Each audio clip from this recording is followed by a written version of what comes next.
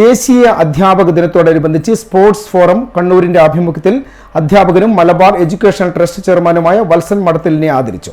Padmashri SRD Prasad ഉദ്ഘാടനം ചെയ്തു. പഠിച്ചത് എന്ന് മനസ്സിലാവുന്ന ഇത് സയൻസാണ്, ഇത് കലയാണ്, ഇത് സ്പോർട്സാണ് എന്ന് മനസ്സിലാവുന്ന ഒരു ഘട്ടം.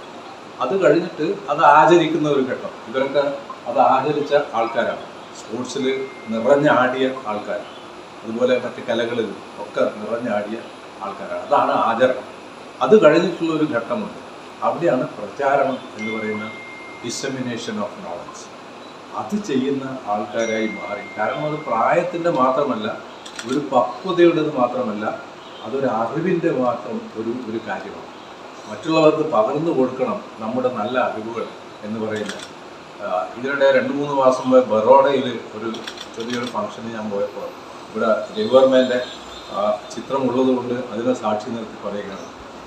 രവിവർമ്മേനെ പറ്റി പറയാൻ വേണ്ടിയിട്ടാണ് എന്നെ അവിടെ ക്ഷണിച്ചത്. അപ്പോൾ അവിടെ പോയപ്പോൾ ഞാൻ പറഞ്ഞത്, അവിടെ എല്ലാവർക്കും രവിവർമ്മേൻ്റെ ചിത്രങ്ങളെ പറ്റി അറിയാം, അത് വരച്ചിട്ടുള്ളവരാണ്, അവർ ഗംഭീരമായിട്ടുള്ള ആർട്ടിസ്റ്റാണ്, ബറോഡ സ്കൂൾ ഓഫ് ആർട്സിൽ പഠിക്കുന്നത്. അപ്പോൾ അവരോട് അത് പറഞ്ഞിട്ട് കാര്യമൊന്നുമില്ല, ഇന്നിന്ന ചിത്രങ്ങൾ വരച്ചിട്ടുണ്ട്. പക്ഷെ അദ്ദേഹം ദമയന്തി ഹംസത്തോട് പറയുന്നതാണ്, എൻ്റെ പ്രണയം നീ നളനോട് പോയി പറയണം എന്ന് പറയുന്ന ആ രംഗമാണ് ഇവിടെ ചിത്രീകരിച്ചിട്ടുള്ളത്. വളരെ ഫേമസ് ആയിട്ടുള്ള രവിവർമ്മേൻ്റെ ചിത്രമാണ്. രവിവർമ്മ പോലും ചെറുപ്പത്തിൽ എവിടുന്നൊക്കെയോ എങ്ങനെയൊക്കെയോ വരക്കാൻ പഠിച്ചു. ആരും അദ്ദേഹത്തെ പഠിപ്പിച്ചില്ല. ഇന്ത്യൻ ഫുട്ബോൾ നായകൻ KV ധനീഷ് അധ്യക്ഷത വഹിച്ചു.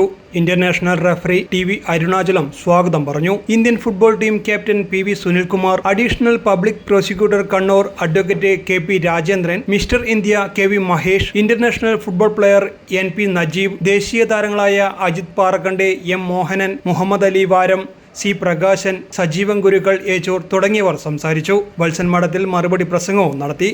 അപ്പോൾ എൻ്റെ ഈ 10-20 സ്ഥാപനത്തിൻ്റെ ഘടനയിൽ 3 സ്ഥാപനങ്ങളെ പ്രതിനിധീകരിച്ച് ഇന്ന് അവിടെ തിരുവനന്തപുരത്ത് വെച്ച് അവാർഡുകൾ മേടിക്കുമ്പോൾ എല്ലാ ഫോട്ടോയിലും ഞാൻ നിൽക്കുന്ന ആളാണ്, ഈ അവാർഡ് മേടിക്കേണ്ട ആളാണ്. പക്ഷേ ഞാൻ അതിന് മാറ്റി നിർത്തിയത് എൻ്റെ ഗുരുനാഥനോട് ഞാൻ കൊടുത്ത ഒരു 2 ആഴ്ച മുമ്പേ പറഞ്ഞിരുന്നു ഞാൻ വരും, അത് മാറ്റാൻ പറ്റില്ല. അദ്ദേഹത്തിൻ്റെ മനസ്സിൻ്റെ ഉള്ളിൽ ഒരു ചെറിയ വേദന പോലും ഉണ്ടാക്കാത്തത് ഇന്ന് ഞാൻ പോയിട്ടിലേക്ക് തോന്നുമെന്ന് വെച്ചപ്പോൾ, അപ്പോൾ ഞാനവിടെ പോയപ്പോൾ ചായയും ഇഡ്ഡലിയും ഒക്കെ ആയിട്ട് അങ്ങനെ ഒരു അടുത്ത കുടുംബക്കാർക്കെല്ലാം അറിയാം. പോകുമ്പോൾ തന്നെ അമേരിക്കയിലുള്ള മറ്റൊരു മകൾ എൻ്റെ ഒരു സ്കൂളിലെ B.Ed ഓൺലൈൻ ടീച്ചറായിരുന്നു, ഇപ്പോൾ അവർ അമേരിക്കയിലുള്ള, അവർക്ക് ഉൾപ്പെടെ വീഡിയോ കോളും ചെയ്ത് പോലും നമ്മൾ കാണുകയും സംസാരിക്കാൻ അവസരം. എന്ന് പറഞ്ഞാൽ അത്രയും പരിപാവനമായ ഒരു പ്രസക്തമായ ഒരു ചടങ്ങായിരുന്നു എനിക്ക് രാവിലെ നടന്നത്.